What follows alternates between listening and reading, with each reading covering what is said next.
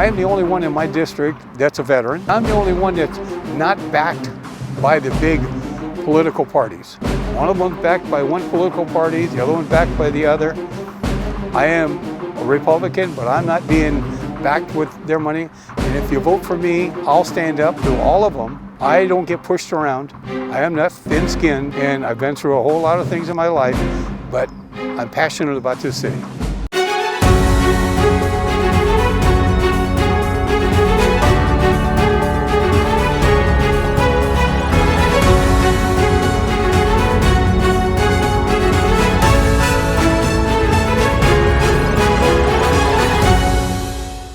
I'm Brenda Stratman with Costa Mesa Brief. We are meeting today with Gary Parkin, who is running for City Council in District 2. Thank you for meeting with us today. Thank you for having me. I'm glad you lowered the temperature a little bit. I almost canceled it. So let's start with, why are you running for City Council? One, because I've been involved in the city for approximately 8 years. I was a senior commissioner for 3 years. I've been on the Historical Preservation Committee, my 8th year, chairman for the last 4. And then also I was on the very first Pension Oversight Committee with Jeff Arthur on what we can try to do with the expenses of this city. So I thought that was a stepping stone, and then looked at what's going on now with the City Council. Basically, everybody complained about the last City Council of the good old boy network. And now we pretty much have the same thing with this council. When one votes, they all follow. And I think we all should be separated and everybody have their own legs, their own feet, and make choices that they think best for the city, not so much for the party. I'm really glad you brought that up because City Council is supposed to be nonpartisan. So first, I do want to address you have some great experience, so will be bringing that aboard if elected. Yes. But also, it is supposed to be nonpartisan. So how do you plan to fully bring that back outside of just being elected? Well, I look at it 2 ways. One, if you look at my other candidates or other candidates even on the council, they vote so much for the party. They look at the party first and then what's going on. I'm a Republican, but I'm not so much doing it for the party. I'm doing it for what's best for the city. My passion is in this city. I've lived here 22 years, and I just want to take care of the city and what's going on, and forget the good old boy regime that we had before, what we have going on now, and let people make choices. If you look at the people that go to city council meetings and speak up, some of the city council people, and I'm not going to do names because I'm not going to say negative about anybody, but they have their heads down or they're in their cell phones. Those people go up there and speak for a reason. They speak because they got issues they want to talk about. And we as servants should be able to listen to them. Now, you're running for District 2. Who are you running against? I'm running against a gentleman named Lauren and a gentleman named Ben. And what issues are unique to District 2 that, say, I know you're representing this section of Costa Mesa. Yes. And yeah, there's issues that cover the city as a whole, but are there any issues that cover just District 2? Well, one of the things for the last 2 years, we've had no representation for District 2. Alan Mincer, which was running in that area, if he got that, but he was at large. And so he moved to District 5 and lost that vote 2 years ago, but he still held the seat for 2 more years. So we've had nobody looking over us. And what I'm also concerned about, you go by the 405 freeway where our cannabis or marijuana, however you want to call it, all those big buildings are there. That's very, very close to my district and where we live. So we're concerned about how much interaction is the police and the fire going to have, because one of the things they just allowed to do is just prior to this shutdown, they lowered their tax rate. They lowered their tax rate by half. So, and now they just authorize them to sell out the door and deliver. So how is that going to affect us as a city with our police and fire? If you look at other cities like Santa Ana and San Diego, security guards have been killed, buildings have been broken into. So the monies that we're supposed to get received, is that going to balance what the citizens are going to have? Or are we going to have more people walking around the city breaking into things? That's my concern. Some good concerns. So you mentioned you have a lot of experience on sitting on the commissions, one of them being in financing. We started years back. They started the Pension Oversight Committee, and that was to look at what's going on with the cities money-wise. So we called it the Finance Oversight Committee, and so we looked at pensions in the city. We looked at how the money is just being distributed, and then I was on that for 3 years, and then we made offers to the city council. If you did this, you do this, do some certain things, we could save some money. And so I was on that for 3 years, and that was the very first group. Now they took that group and combined it with the Finance Committee. So that leads us to the budget. What the city is going to have a huge hole in its budget due to the current situation. Yeah. How can you address that?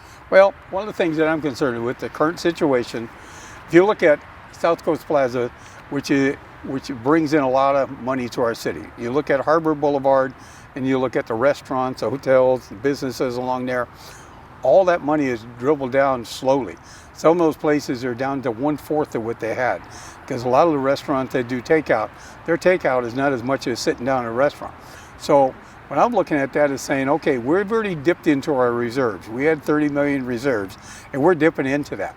So what I think we should do is slow down, tighten our belt up. And there's a term that you don't hear so much today was, if you don't have money in the checkbook, you don't write a check. And so we all said this last year to this year, well, we'll make it up next year. Well, this year you can't make it up. So is this situation we have, is it going to be running in 2020, or is it going to roll over to 2021?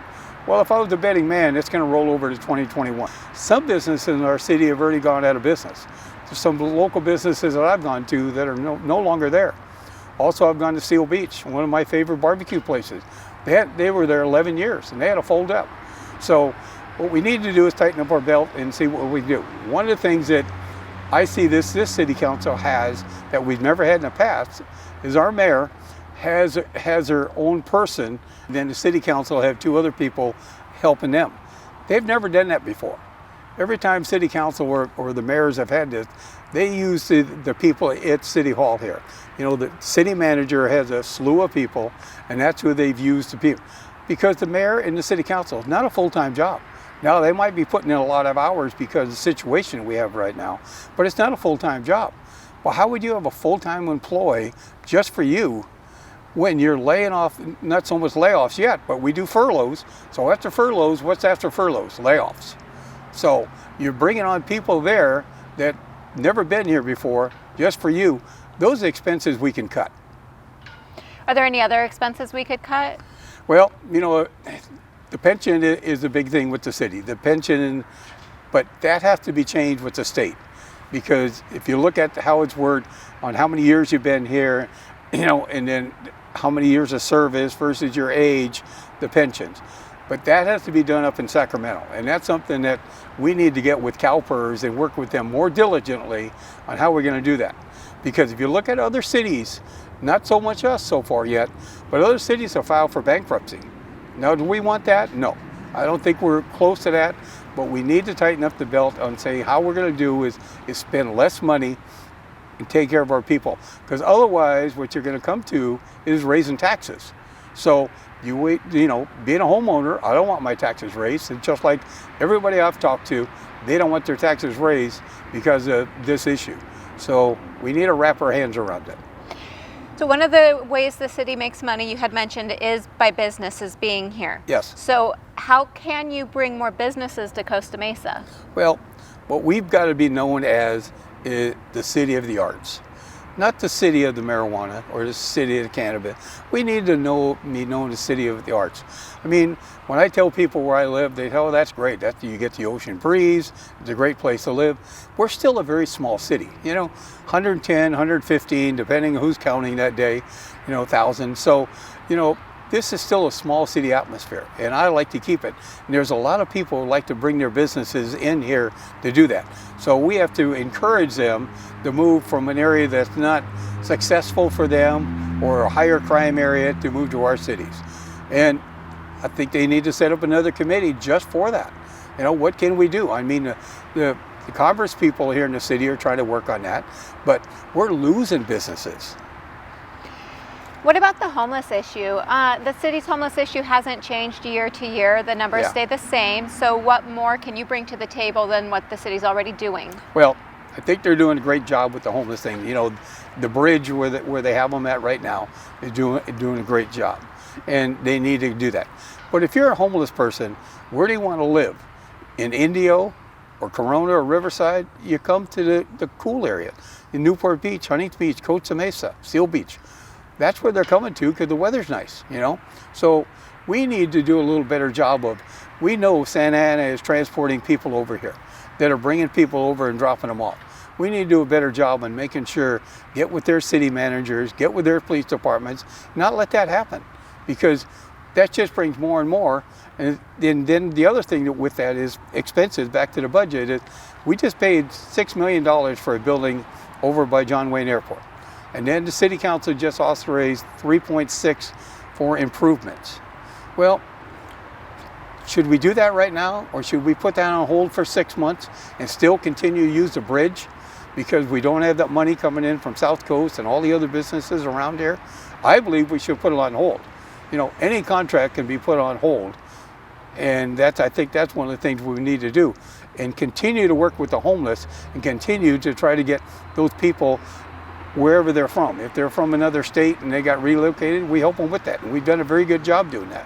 We need to continue to do that.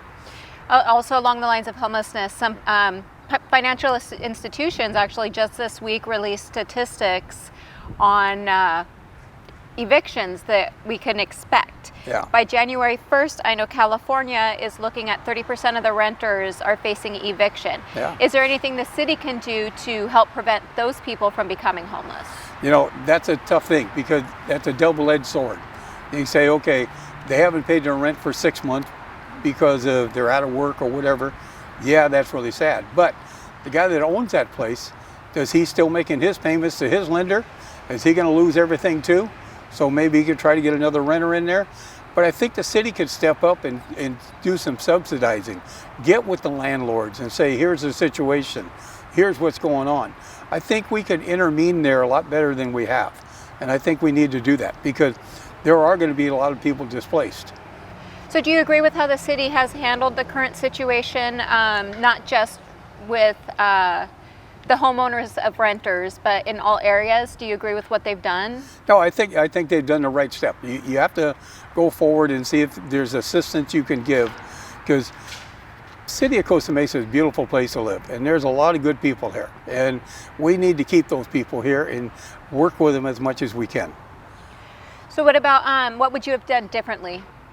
Well, I think, you know, definitely if you do the homeless, one of the things we got to be a little bit more diligently is you have a lot of homeless that are still hooked on drugs and alcohol, and nobody wants to touch that and say, okay, now you're picking on them. Well, if you look at a lot of these places where they've been to rehab 3 and 4 times, and then they've been kicked out, and now they can't go home to their parents' house because, you know, they've already done things for them to push them away.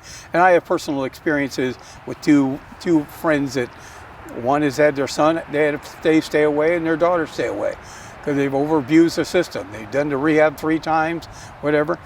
We got to do more diligently in working with the people with the drugs and alcohol, because all they're doing is they're going there, and then all of a sudden the next day they're back on hooked on their drugs or alcohol, and then we're not fixing the situation. And that's what we need to work on more. Maybe we need to get more counselors. Maybe we need to get our police and fire more involved on writing things down better, because I know some of the places they've gone to when they find someone in the street, reports aren't being written. We need to diligently do that so we have record keeping on that. So that leads us into sober living homes. Yeah. The city's been in and out of courts. Yeah. They've spent like $6,000 Yeah. on fighting the sober living homes. They've had a lot of wins, and they're working along with other cities on these Yeah. cases. Is there anything more the city can do? Well, Mayor Katrina has done an excellent job with the sober living home. She's taken the ball and run with it. I commend her. When I saw her last time, I thanked her for that.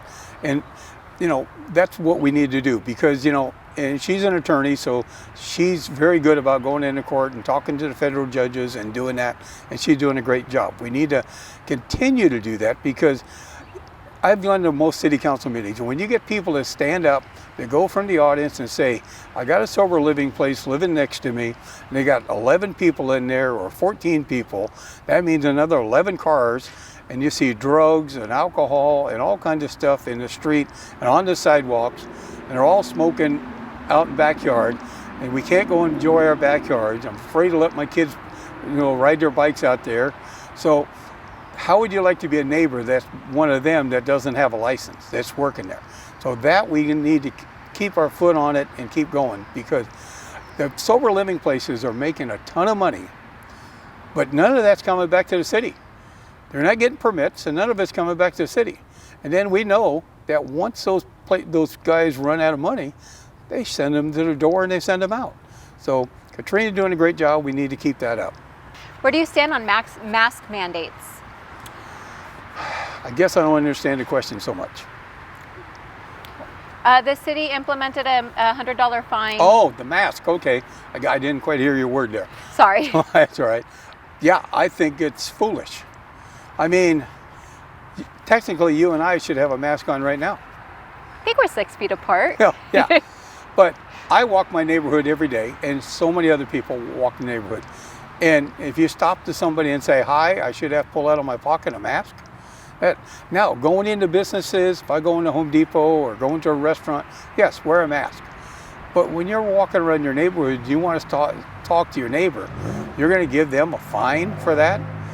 But how about all the protesters and all the looters when we had them in Costa Mesa? Nobody gave them a fine. So I think it's silly. We need to look at what can we do to help our people, not fine them. That's like getting a parking ticket on the right now when these people are out of work, and you get a parking ticket in front of your house because it's street sweeping day, and you get a ticket because you can't move your car fast enough, but you don't have a job, or your job is working from home now, and you're going to get a ticket. They just talked at last city council of not giving tickets out anymore, and they should have done that a long time ago, but that's along with the mask. Does the city lose revenue if they're not giving out those tickets? I don't think there's a whole lot of revenue coming from that, because I see very few. It used to be when you see a street sweeper, you saw a vehicle behind it, driving. All the street sweepers in my neighborhood, I've never seen a vehicle behind them in the last couple years. So I don't know how much revenue they get unless a homeowner says, hey, this car hasn't been moved for 3 weeks, then they call and do something. Now, along the lines of the mask mandates, Yes. there was protests outside Katrina Foley's home 2 weeks in a row, I believe, over the mask mandates. Do you support protesting in front of elected officials' homes? No, I think that's abusive. I think, she has a job to do. She has a regular job, plus she's mayor. She should be able to live at home in peace without protesting. And then how many of those protesters were really from Costa Mesa versus outsiders coming in? Because we've seen that with protests in LA. We've seen that with other protests. They're bringing people in from other things to get their party up and down, jumping up and down. So, no, I think that's wrong, and they shouldn't do that. Oh, sorry. I was going to say, I do believe that they were not from Costa Mesa, because they're now protesting in front of other mayors' homes. Oh, yeah. That's, that just, there's groups that are they're trying to get things started, and it's a wrong thing to do. But they should, the mayor or any city council or anybody, even city manager or whatever, should be able to live at their home peacefully. If they want to come to work here at their job employment and make a complaint, that's great, but not their home. Now, the crime has been declining steadily. Yes. I'm sure a lot of us would appreciate it declining quicker. Sure. So what ideas do you have to lower crime even more in Costa Mesa? Well, one of the things I hope they don't do is keep releasing people from the LA jails and Orange County jails, and then calling things that used to be felonies now misdemeanors, and letting them out. On my street, we've had 2 vehicles broke into. Not trying to steal them, but what they're doing is going into glove boxes and center console and seeing if they left their cell phone, their wallets, etc. And that's because of the people being released. I had the police come out and talk to them, and they said exactly what they're doing. And then he said, if we do catch them, because a lot of people have cameras now on the outside of their homes, and that's working out very well, they write them up, they go in the front door and they go out the back door. You know, some of this petty crime stuff is ridiculous because the homeowner has to put up with it. Buddy of mine, the neighbor, he just got his windshield broken, so he had to pay, because it was deductible, to pay that, to do that. They caught the guy, but the guy has nothing, so the money's out of his pocket, and that's wrong. So you wanted to talk about low density housing. Yes. So tell us what your thoughts on that. Well, a lot of homeowners, especially if you live in a tract home, like most of us do, and then you build a massive apartments next to it. Well, one, they're all looking down on you, and then that brings into another thing that I'll talk about in a second, is parking. But, you know, everybody here, when they go up to city council and talk, they all talk low density. Nobody's talking high density, that they want these big, like Metro One West, okay? It's gonna be over 1,000 apartments, and then businesses that are gonna be with it. You know, a lot of people have spoke up and said they don't want that. So I'm all for low density. They want to build those places in certain areas that are industrial or just apartments. That's great, but not around housing tracts, because my leads into my other question, parking. If you look at the Planning Commission, when they build apartments or complexes or whatever, they have 2.5 parking spots. Well, if you look at everybody in California seems to have a car. We don't have massive transit that we have subways and buses and things you can jump on the corner and go somewhere. So you got to do your car. Well, husband and wife working. Well, a lot of these kids now that are going to college, they're staying home.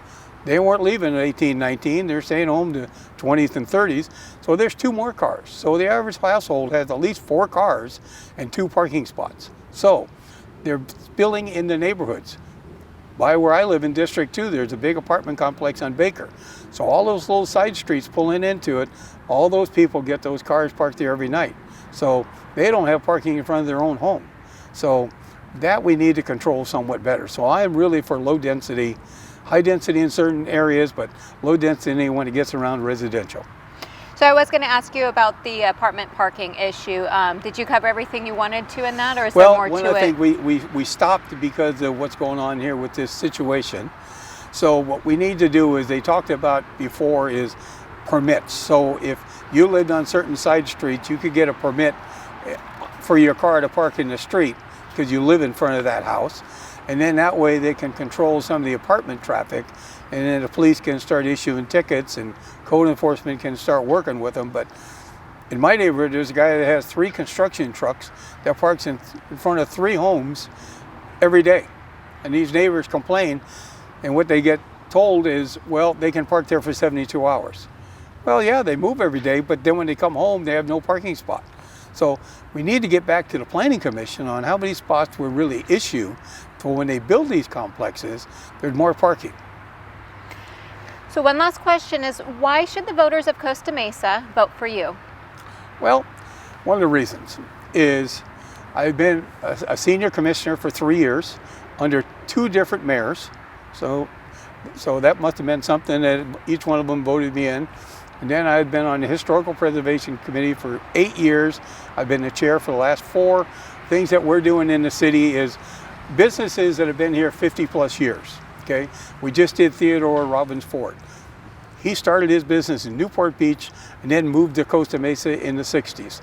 Then his son, Theodore Robbins Jr. ran it. Now the 2 grandsons are running it. And then they have 2 daughters that's going to be the next generation. So we're recognizing businesses, one, that have lasted 50 plus years, and they're still the same generation. You know, another generation, family members. And we've done other businesses. Little Pickle, if you know where that little restaurant is, okay? We did the hospital over there behind Dick Church's, the animal hospital, okay? Hoover Printing on Newport Beach, we did them. They're on their 2nd generation, and they've been there 50 plus years. And that's a real tough business, because if you look at technology in 50 years, how much has changed on how they represent, you know, do the thing with the rollers and this and that. Everything's computers now. They've had to make big changes to keep up what's going on. So to answer your question is, I am the only one in my district that's a veteran. I'm the only one that's been a commissioner or on committees. Neither one of them done that. And I'm the only one that's not backed by the big political parties. One of them's backed by one political party, the other one backed by the other. I am a Republican, but I'm not being backed with their money. And if you vote for me, I'll stand up to all of them. And I have my own legs, my own things to stand on, and that's what I'll do for you. I don't get pushed around. I am not thin-skinned, and I've been through a whole lot of things in my life, but I'm passionate about this city.